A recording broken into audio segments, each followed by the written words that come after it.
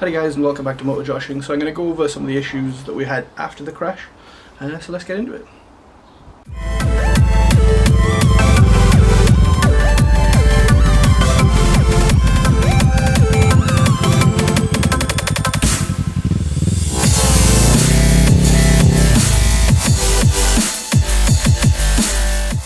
So first of all, yes, my garage is a mess.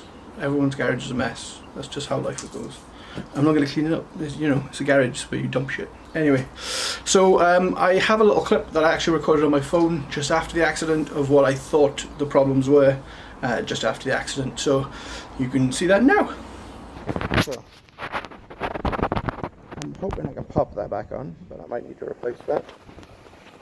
This side, a couple of scratches there. A couple of scratches on the mirror, a couple of scratches on the side. Obviously this indicator's intact, but the actual shroud plastic is smashed. But yeah, apart from that, on this side, the rest of it is a bit of a scratch on the back of there, and obviously my rear indicator is bust as well when the bike went over on its side. The other thing, I'm not sure if you can tell from that angle, but the handlebar is bent. This is bent down, but it is still running, and that seems to be okay. So I think there'll be new handlebars and new indicators, but that should be the lot, I think. From what I can tell, steering doesn't seem to be affected, and it rides fine apart from the fact that obviously the handlebars broke, so I'm hoping that's just it. So based on what I thought at the time, I thought it was basically obviously indicators that were smashed, bent handlebar for sure, and apart from that I kind of thought a couple of scratches, bit of battle damage, that'll be okay, but unfortunately there was more to that than meets the eye, so let me show you. So what you couldn't see was this shroud was the problem. So this obviously fit on the front of Pumbaa, and hopefully you'll be able to see this clip. These were already glued back into place, but this one has completely snapped off. So this was me trying to recover it with Suguru, but unfortunately I couldn't, and then we were left with another dilemma, because obviously this covers the clocks, and it covers the headlight, and neither of those things were waterproof on their own. So to try and get a hold of another one of these is a couple £100, wouldn't be in the right colour. Obviously next crash it would break again, and remember this this bike's supposed to just be a cheap commuter, and so this probably was now surplus to requirements.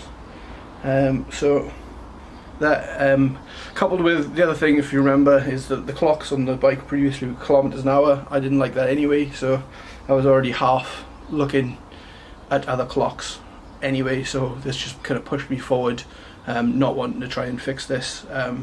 The way this is kind of like actually fitted in, as you'll see, it's literally just plastic molds, and they're almost flush. So there's not a lot of grip onto, and I didn't want to screw through the side of it or any of that kind of shenanigans. So we just had to call that a day, and then look at other options. So one thing you probably wouldn't know is on this bike, the fuse box is actually in the handlebars. There was a rubber cover that went across the top, so of course if we're getting rid of the bigger clocks, then we were going to need to relocate the fuse box.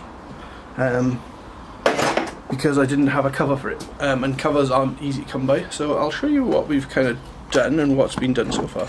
So here's Pumbaa all naked, so I'll show you what is basically, here was where that fuse box is located, and obviously we were going to run without a cover, and that was going to be a problem.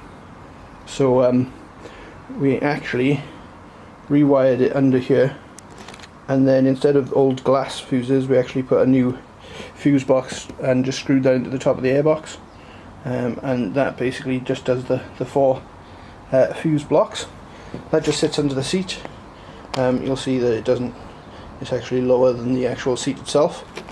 The other thing, while we were playing with the electronics, I blew the this fuse here as well, so I got a 30 amp fuse unit for that instead of a kind of old school blade fuse. Well, it was the kind of metal straight fuses, so wanted to fix that as well. So what we've done is we've actually put like a standard cafe racer light on the front. So the keen among you will notice that we're missing clocks. I did buy some clocks. I actually bought some CX500 clocks. I'll show you a photo of them now. And they were on the bike. We even had a whole palaver with getting them wired in because it was a different connectors and all that kind of stuff. And managed to get them wired in okay, but unfortunately the clocks were not okay, as you can see in this footage.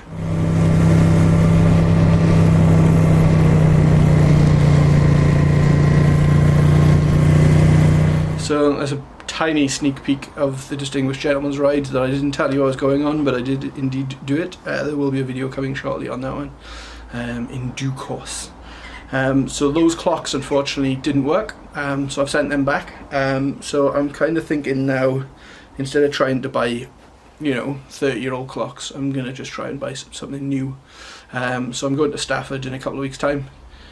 So the plan is to buy some new clocks there. So in the meanwhile, what I've actually been doing is just using my phone. I've literally just been using a Speedo app on my phone, and I've just had that on the phone mount on the front. So I've literally just been using this phone mount, pop my phone in there, popping the app on, and away we go. Yeah, I've just been using the phone to keep it on the road basically, so I can still toodle pip and go back and forth to work and do all that kind of stuff. And that's been working perfectly, to be honest. The rest of the bike is perfectly fine. The bar clamps that replace the fuse box were actually off a Grom. Who knew? That I picked up for a tenner. So obviously it's had new indicators all around, and they're literally just cheapy things. They were literally, I think it was 12 quid for 4.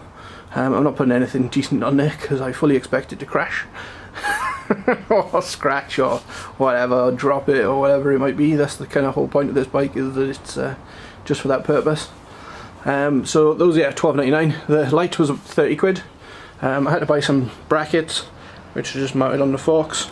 I had to buy some brackets for the indicators as well, because the other one are different. At the moment, you can see I've actually left the rev cable just at the front here. But apart from there, that's been it. Now, ironically, since the crash, I've actually put crash protection on there. That actually turned up 4 days before the crash, but I hadn't had time to put them on yet. Not that I don't think it would have necessarily changed much of the outcome. And the other thing is we managed to bend that back into place pretty much. The only other thing that we did have to change is we had to get a longer Speedo cable to reach the clocks that were mounted just here. But alas, while we currently don't have clocks, we don't need that cable at all. So that's not too bad. We did notice, I say we, the royal we, me and my dad.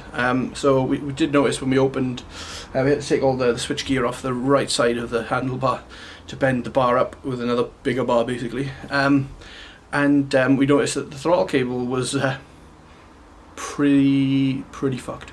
So here's a photo of that. So that was actually the day before the Distinguished Gentleman Ride, so I'm super happy that we found that throttle cable issue the day before and not on the ride. The Pumbaa was fine on the Distinguished Gentleman's Ride, and I've had no problems at all since, after I'd worked out a bit of an electrical glitch initially with my indicators, but that's a thing of the past. So I will put a clock on there, but for now, Pumbaa's back on the road. So I think all in all, it's around about £55–60 is what it's cost me so far to put it back on the road. Now, the clocks probably aren't going to be cheap. I think that might be 150 quid to 200 quid, unfortunately, to get something new that's going to work effectively, really. But, you know, if that's what we got to do, that's what we got to do. So now the downside to all this, of course, is that you don't really have any rights. Now I could text the woman back and say, hey, yeah, the guy ran you over. How's about £250 for, you know, wrecking a bike because it wasn't my fault? That was you, you know. And she could just say no, and then you could take it to small claims court, so it'd be whether or not that would even be, you know, worthwhile, who knows. So I think I'm just going to leave it there. I'm just going to, you know, stump up the cash myself, and just call it a learning curve, for sure. And you know, it's just been an unfortunate accident. So that's the bike, pretty much there or thereabouts, and back on the road. I'll probably update you when I get clocks, but it'll probably just be a little update inside of some other video or whatever, and that should basically be that. So I just wanted to tell you exactly what happened afterwards. The police didn't actually turn up before I got to work. So the ambulance guy told me to go. He says it's fine, he's taking her away or whatever. He's like, you're fine to go. So I only went when the ambulance guy told me to go, basically. Went to work, called up the non-emergency police line, made a report just to say obviously what's happened, and then I called up my insurance company just to let them know that I'm not claiming, but the incident did take place. I already had the footage for them. I forwarded them the footage, and they also agreed that obviously it wasn't my fault, but you know, it's better to have the footage than not. I kept in contact with the lady and just, you know, checked she was okay and all the rest of it, and stuff. But yeah, so that's really all it is. Now, again, it probably will have some sort of comeuppance on my insurance quote for next year, even though it wasn't my fault and there's no claim. It's just how life goes. But obviously, because there was an injury, even a small injury, you know, 2 stitches or whatever, you know, what was a couple of stitches, that actually does go and gets logged against a traffic accident and injury. So you know, there's always potential that there's going to be an insurance claim from that. So you definitely do have to let your insurance company know that there's been some sort of problem anyway. So I don't necessarily regret letting them know. You know, I think it's just what you got to do, unfortunately. I know there's some people out there that would have said, you know, don't bother telling them until she actually claims or whatever, but it's not good ground, and that's not the best advice I could give. So make sure you always, if there's been an injury for sure, always let your insurance company know, even if nothing comes of it. Yes, your premium might go up, but at the same time, at least you know you're covered, and your ask is covered, and that's that really. So hopefully this brought a conclusion to the crash shiz, and we can leave it there, hopefully, and hopefully I don't have one again. I don't think that's necessarily going to be true, but you know, you can only hope. Anyway guys, thanks for watching. Catch you on the next one. Ta-ta, bye.